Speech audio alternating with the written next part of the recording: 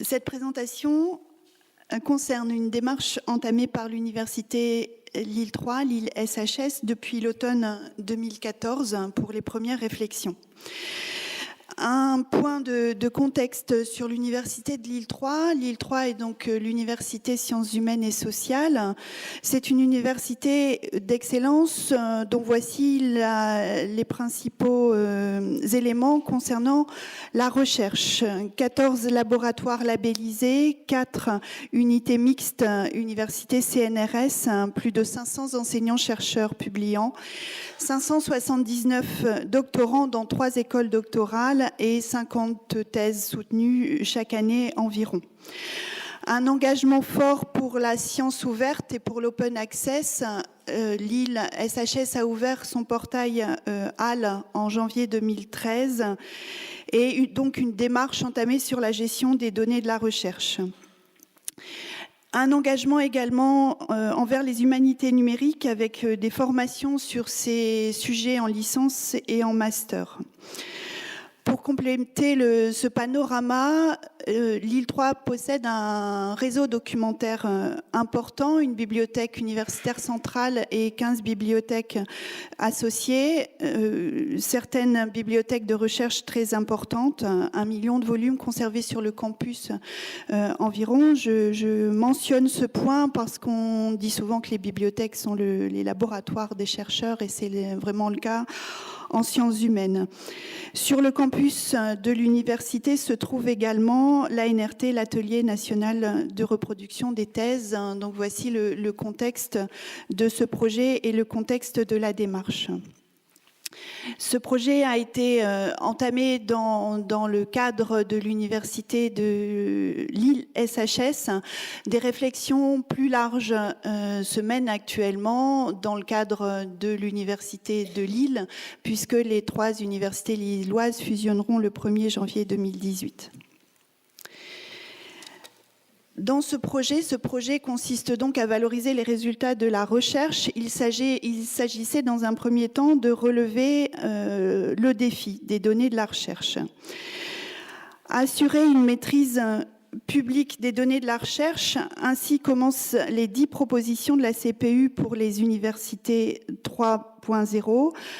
À l'heure où l'État français mène une politique exemplaire d'ouverture des données publiques et où les entreprises font face à la révolution Big Data, les universités relèvent le défi des données de la recherche. L'enjeu est double, mettre en place des infrastructures sécurisées pour la gestion et la préservation des données scientifiques et assurer leur diffusion pour stimuler la recherche et l'innovation. L'irruption du numérique bouscule les modes d'apprentissage, l'organisation même des universités, la définition du lien social, mais aussi la façon de faire de la recherche. Impossible aujourd'hui d'imaginer la science autrement que numérique. Elle est devenue ouverte grâce à l'outil numérique et elle est devenue participative. La diffusion libre des résultats de la recherche sur Internet renforce l'impact du chercheur et de l'institution, des laboratoires. En même temps, elle correspond à un formidable retour sur investissement pour la société civile. Il s'agissait également de rattraper du retard. Pour la circulation des données de la recherche, les universités ont pu prendre un certain retard par rapport aux organismes. Il était temps d'organiser et de systématiser la mise à disposition des résultats scientifiques et des données de la recherche. Au cœur du dispositif, la thèse. La question première qui a été posée, c'est par où commencer ? Notre proposition a été, en 2014-2015, de valoriser le cœur même de l'enseignement et de la recherche universitaire et de construire une démarche donnée de la recherche autour des thèses de doctorat. Pour plusieurs raisons. Les thèses appartiennent à l'enseignement supérieur, hors tout circuit commercial, et elles ont, du fait de leur nombre, leur richesse et qualité, mais aussi leur représentativité, un grand intérêt pour la veille et l'innovation. Elles sont déjà pour une grande part dématérialisées. L'infrastructure numérique est déjà en place. Par ailleurs, il y a une incitation forte à la diffusion en libre accès. Les conditions étaient donc réunies pour monter un projet spécifique aux données de la recherche dans les thèses de doctorat, d'autant plus qu'investir dans la formation doctorale, c'est investir dans l'excellence scientifique et la recherche de demain. En 2015, un livre blanc a été publié afin de proposer un cadre pour la valorisation des données de la recherche sur le campus. C'est toute cette démarche qui vous est présentée. Tout d'abord, dans un premier temps, il a été proposé de réunir les forces de l'université pour faire jouer la synergie entre plusieurs acteurs, les laboratoires de recherche, l'école doctorale, le service commun de documentation, l'atelier national de reproduction des thèses. Il nous a semblé que mettre en place une synergie transversale entre ces différents services était indispensable pour la réussite, qu'elle ne suffirait sans doute pas, qu'il faudrait faire appel à des compétences extérieures, s'appuyer sur des outils et des services externes au campus, mais que dans cette première démarche, la mise en commun des compétences de ces différents services permettait d'entamer le projet. Les grands principes de la démarche ont été donc les suivants. Ce sont des principes, c'est également un début de plan d'action. Donc, appliquer une approche disciplinaire, intégrer les données dans la formation doctorale, proposer des plans de gestion de données, inciter au dépôt numérique des données et contribuer à la conservation et à la diffusion des données. Ce sont ces points que nous allons développer par la suite.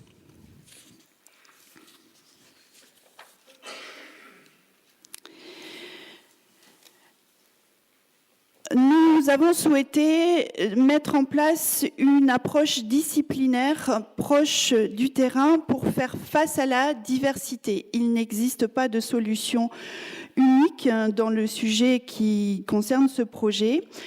Les différentes enquêtes et retours d'expérience qui ont pu être menés concordent sur un point essentiel. Dans le domaine des données de la recherche, il n'y a pas de solution unique et une stratégie top-down est vouée à l'échec. Pour répondre aux besoins des chercheurs, il faut prendre en compte leurs pratiques. Certaines communautés sont plus avancées que d'autres dans l'archivage et le partage des résultats scientifiques, par exemple. Une étude a donc été menée en 2014-2015 sur un corpus de thèses soutenues à Lille 3, un échantillon de 280 thèses à peu près soutenues à Lille 3 entre 1987 et 2003, qui ont permis de comprendre et d'avoir des informations sur les données liées à ces thèses qui étaient soutenues. Cette étude a montré que la situation était très contrastée selon les disciplines.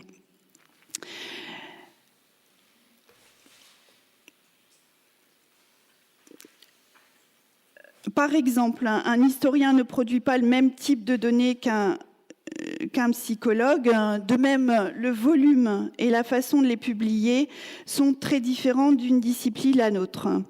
Ce sont des thèses imprimées qui ont été étudiées, des thèses électroniques également, et des thèses parfois accompagnées de données inscrites sur CD-ROM, par exemple, quand on pouvait encore lire ces supports. De même, le volume des données et la façon de les publier varient d'une discipline à l'autre. Dès le départ, il a été décidé d'abandonner l'idée d'une solution unique en faveur d'une approche modulaire, différenciée et par option. Il fallait donc repartir du terrain, évaluer les attentes et les usages avec les étudiants, les directeurs de recherche et les laboratoires. Dans certains cas, il a fallu intégrer d'autres paramètres, l'existence de réseaux scientifiques, l'existence de projets structurants, l'existence d'infrastructures disciplinaires. L'idée a été de construire une proposition transversale avec des prestations cœur destinées à l'ensemble des doctorants et d'autres plus spécifiques par domaine et par discipline. Le fil directeur de cette offre de services se nourrit obligatoirement des perceptions et des initiatives des doctorants et de leurs directeurs. Ils sont répercutés, déclinés et pris en compte par les structures opérationnelles de pilotage. Un dernier point avant de passer au schéma plus opérationnel. L'apport des humanités numériques donc dans une université SHS. Quand on parle de données de la recherche, quand on parle de big data, on pense surtout aux grands équipements, aux projets scientifiques STM. On pense quelquefois moins aux données SHS. Les données fonctionnent à différentes vitesses. Même si certaines solutions et procédures sont transposables, il convient d'insister sur les particularités des sciences humaines et sociales. Dans les sciences humaines et sociales, on ne gère pas seulement des big data, on gère également des small data qui sont bien présentes dans les thèses de doctorat. L'environnement émergent des humanités numériques offre un cadre tout à fait intéressant pour mettre en place des services et des infrastructures adaptées. C'est un aspect important qui a également été étudié et mis en place dans le plan d'action.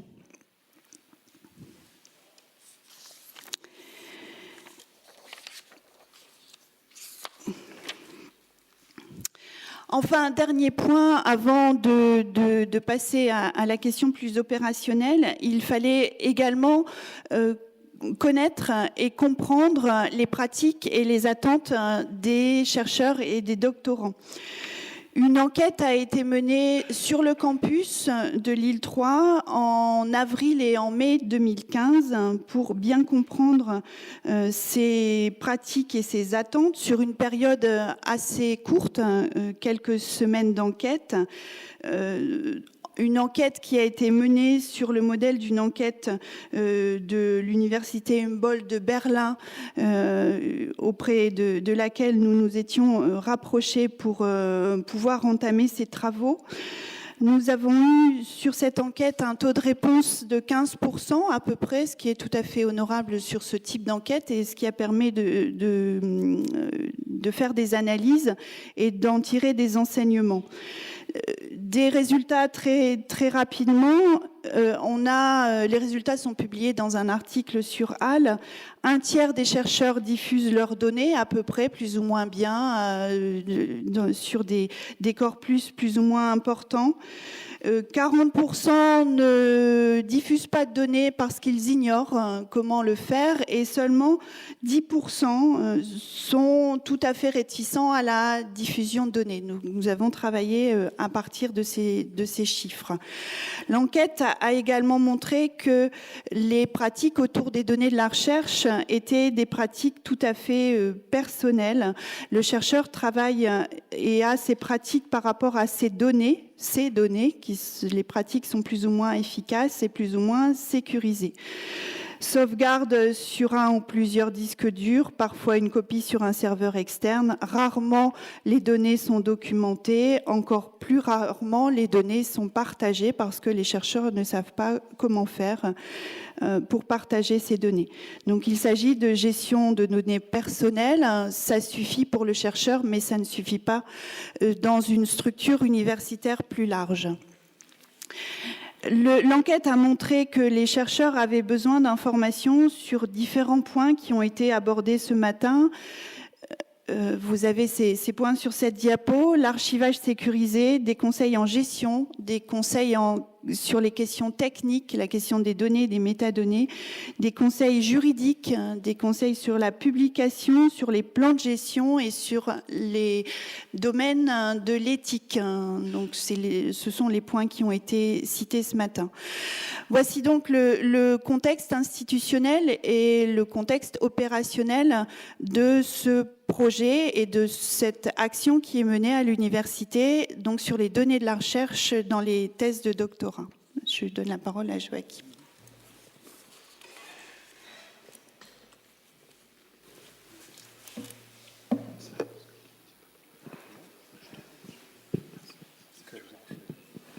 Un, deux. Bien, bon, je vais continue à présenter notre démarche. Donc, Isabelle a présenté les grands principes. Voilà le troisième de ces principes-là. De ce qu'on a mis en avant, puisque c'est une des premières contraintes pour un chercheur pour se poser la question qu'est-ce que je fais de mes données, c'est la contrainte imposée de présenter des plans de gestion. Donc, plan de gestion, ça a été, enfin, je n'ai pas besoin d'expliquer de ce que c'est. Plan de gestion, on l'a mis au cœur de l'apprentissage, ici de ce qu'on a mis en place, apprentissage et la formation doctorale. C'est prendre les doctorants dès le début, dès la première année, et d'expliquer, montrer, assister comment eux, ils font leur plan de gestion pour leur thèse, pour leurs projets individuels. On le fait d'une manière, disons, personnalisée, en groupe personnalisé, et avec un outil que certains connaissent, un outil maintenu par le GISC en Angleterre et qu'on est en train d'adapter pour nos besoins. C'est-à-dire qu'il va y avoir une instance pour l'île 3 pour gérer les plans de gestion de nos doctorants, mais aussi pour d'autres chercheurs s'ils le souhaitent, avec cet outil-là. En attendant que cet outil refasse surface en français sur un serveur du CNRS. Mais je crois qu'on entendra parler. On a déjà entendu parler tout à l'heure de toute manière. Voilà. Donc, dans le cadre des thèses, on s'est demandé très concrètement que faire de ces matériels-là. Ça a toujours posé un problème. Les bibliothécaires ici dans la salle qui ont traité des thèses ou qui traitent des thèses le savent. C'est-à-dire que les étudiants qui amènent leurs exemplaires et puis qui amènent autre chose avec, que ce soit un CD-ROM ou un enregistrement sonore quelque part, les photos, que faire de ce matériel-là. Dans un environnement numérique, que faire? Et notre choix, pour l'instant, peut-être un jour ça changera, de toute manière, tout ça c'est comme un état actuel, c'est amené à évoluer avec le temps, c'est de séparer les deux workflows. C'est-à-dire d'utiliser évidemment le dispositif national STAR pour le dépôt de la thèse, mais de créer un workflow local pour disons, traiter, entre guillemets, traiter les données.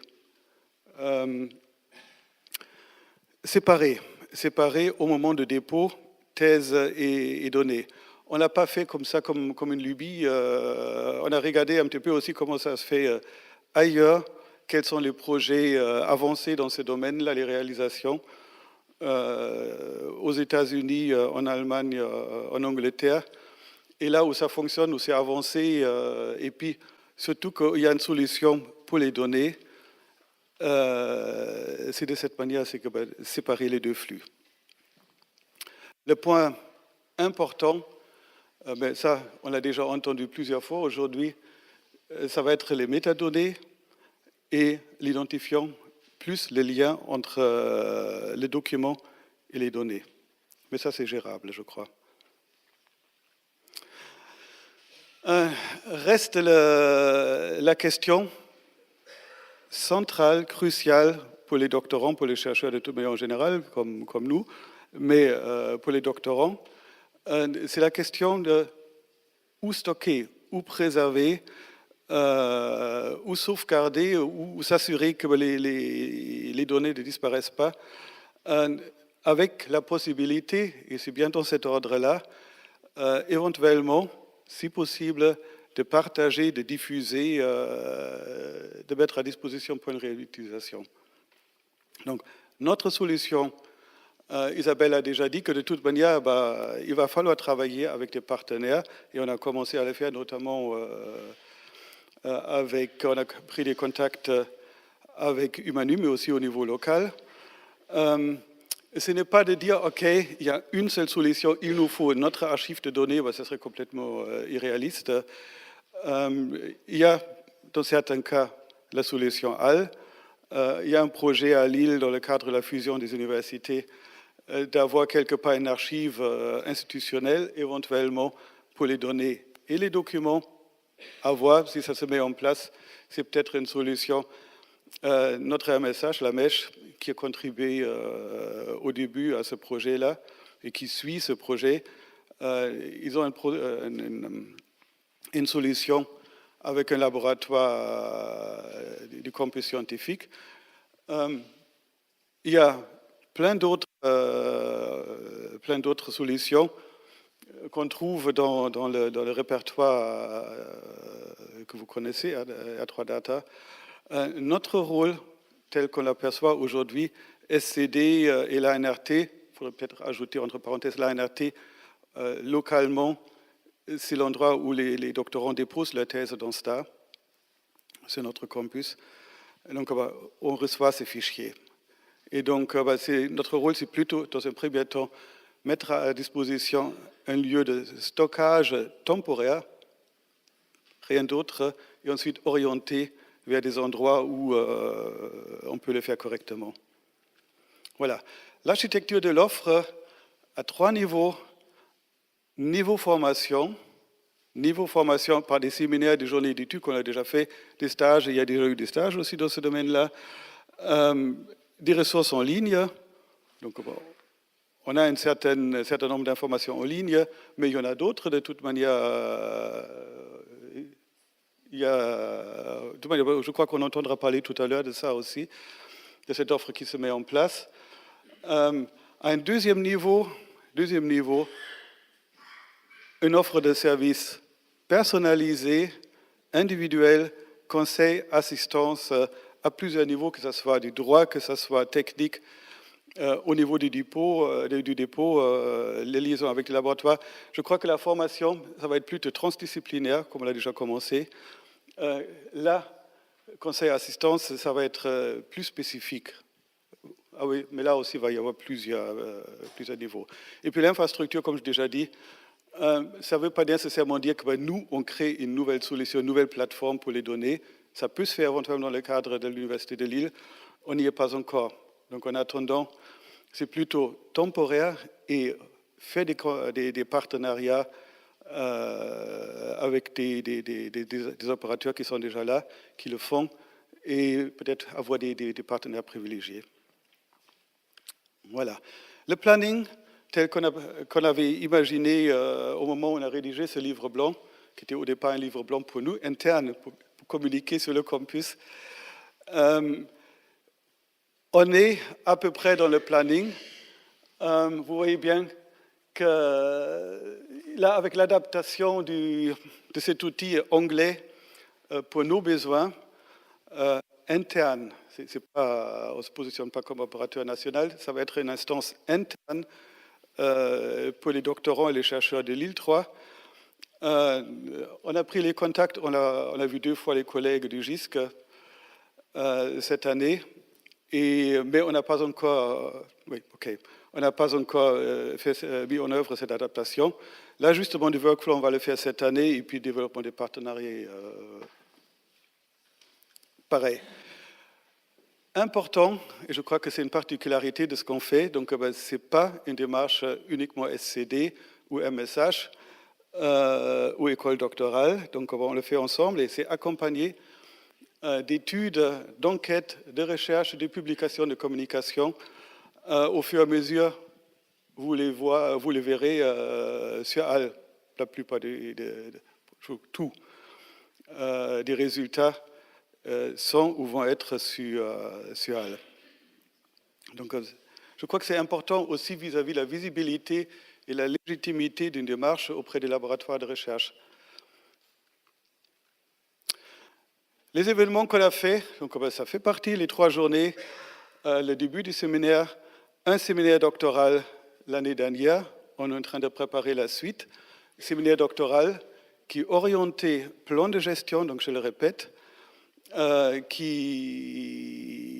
dure 20 heures, qui est fait par des enseignants-chercheurs et des collègues du SCD, donc on enseigne ensemble, individualiser, évaluer cette année, et ce qu'on va évaluer, c'est le résultat, c'est le plan de gestion individuel dans le cadre de la formation doctorale. Voilà, les publications, autant de parler en vitesse, ce qui n'est pas là, ce qu'on va faire maintenant. Donc j'ai déjà parlé du deuxième séminaire doctoral, donc ça devient une instance, donc c'est amené à être pérenne tous les ans, et c'est ouvert à toutes les disciplines de l'école doctorale SHS. On a commencé à avoir des questions, et puis les autres écoles doctorales à Lille, à voir. J'ai eu aussi des questions par rapport à mais qui, première année, troisième année, ils sont tous là, donc on les a tous vus. Sachant que les questions ne sont pas les mêmes.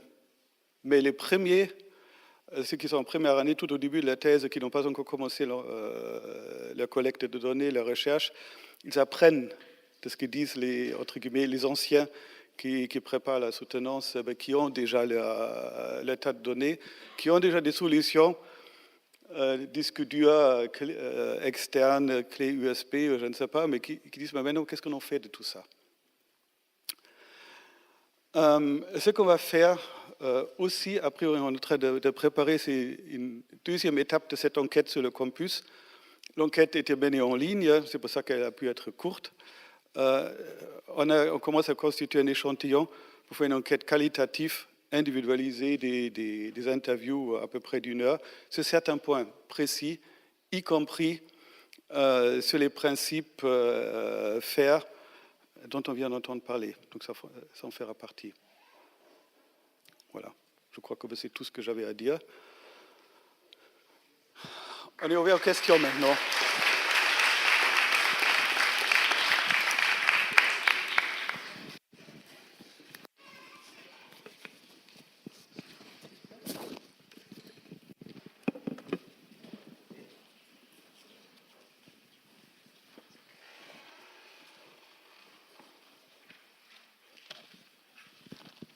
C'est une question un peu naïve, hein, puisque je ne fais pas partie des urfistes. Hein, mais finalement, moi, je me pose la question de savoir, vous démarrez à l'université, est-ce que c'est un démarrage qui se fait dans l'ensemble des universités et comment les outils se mettent en place? Est-ce que vous pensez que vous allez mettre en place les mêmes outils ou pas?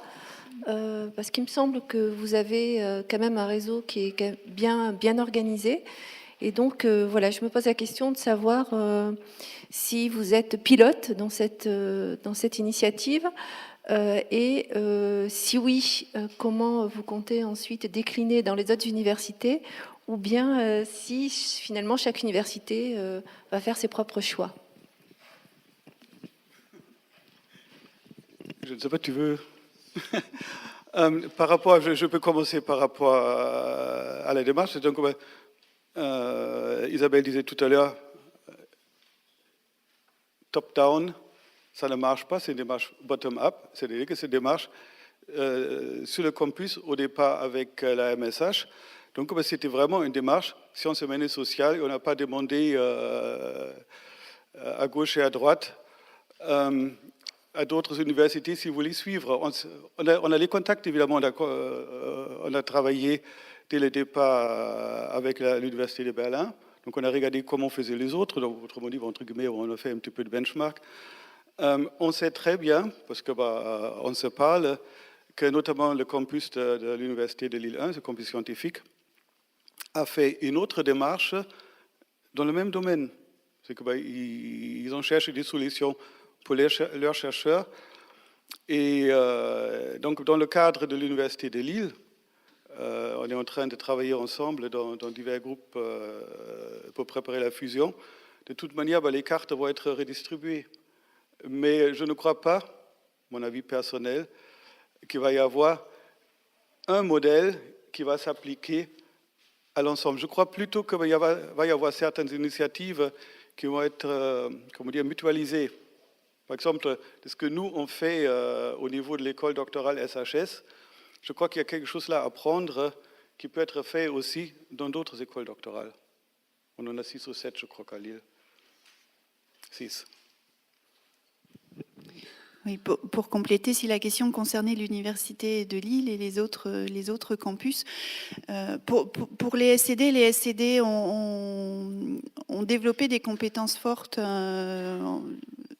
possédaient déjà, mais encore plus qu'avant ces 3-4 dernières années, donc droit santé, sciences et technologies, sciences humaines et sociales, sur les points qui concernent le soutien à la recherche, avec la création de services soutien à la recherche dans l'organigramme des SCD, donc sur la question de l'open access, sur la question des données de la recherche, sur la question des publications également, avec des vitesses et des résultats qui sont différents selon les universités, selon les disciplines, ce qui est normal, je pense. Et donc, avec la création de l'Université de Lille, ces compétences vont être mutualisées et c'est tant mieux. Enfin, voilà, les collègues, je pense, vont travailler ensemble sur ces différentes questions. Il y a déjà en place une cellule de veille au SCD où les collègues partagent l'information sur ces différents sujets. Peut-être ajouter un point. Je ne sais pas si vous avez pensé à ça, mais il y a d'autres qui m'ont déjà posé la question, qui nous ont déjà posé la question plusieurs fois. C'est les outils qu'on utilise, par exemple les enquêtes, si on peut les utiliser, appliquer ailleurs, ou les résultats, si on peut les voir. Pour nos outils, enquête, il n'y a aucun problème. De toute manière, exactement comme nous, on a travaillé avec l'Université de Berlin, qui elle-même a utilisé une enquête préparée par des Anglais. Donc, il n'y a aucun problème d'utiliser. Tout ça est documenté en ligne. Les données, les résultats bruts des 2 enquêtes, ils sont aussi en ligne. Il y a une sur HAL et une dans l'archive aux Pays-Bas.